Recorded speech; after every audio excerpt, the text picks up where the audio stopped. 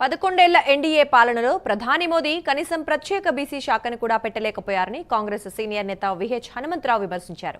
3 సార్లు పీఎం మోదీని కలిసి బీసీలకు ప్రత్యేక మినిస్ట్రీ ఏర్పాటు చేయాలని కోరినా పట్టించుకోలేదని అన్నారు.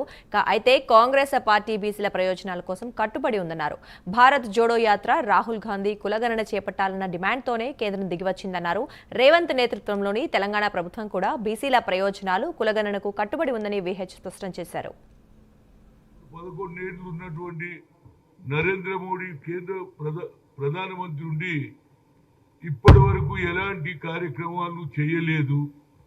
నేను 3 సార్లు కలిశాను. ఒకసారి 42, ఒకసారి 64 ఉన్నారు, 85 మంది. మేము అడిగినాం, అయ్యా మా జనాభా ఎక్కున్నది, ఒక సెపరేట్ మినిస్ట్రీ ఇవ్వాలన్నాం, ఇవ్వలేదు. పోనీ కులగన జరుగుపోనన్నాం.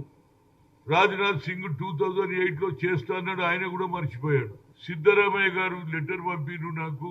15వ తేదీన సాయంత్రం 6 గంటలకు అడ్వైజరీ ఏ విధంగా బడుగు బలైన వర్గాలను పైకి తీసుకురావాలని మీ ఆలోచన చెప్పుమని రాహుల్ గాంధీ సందేశం ఇవాళ సిద్ధరామయ్య గారు ఇచ్చారు. నేను వెళ్తున్నా అంటే ఇప్పటికి కూడా కొందరికి అనుమానం ఉన్నది. ఎంతసేపటికి ఈ రాష్ట్రంలో ఏకైక నాయకుడు అయినటువంటి రేవంత్ రెడ్డి చిత్తశుద్ధితో అసెంబ్లీలో బిల్లు పెట్టాడు, కేబినెట్ లో నిర్ణయం తీసుకున్నాడు.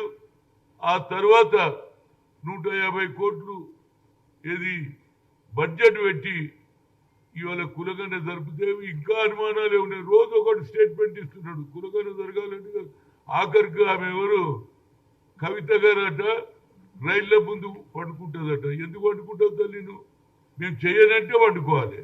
ఇది కేవలం పొలిటికల్ మైలేజ్ తప్పితే చిత్తశుద్ధి మాకున్నది. ఇప్పుడు 11 ఏళ్ళు ఉన్నట్టు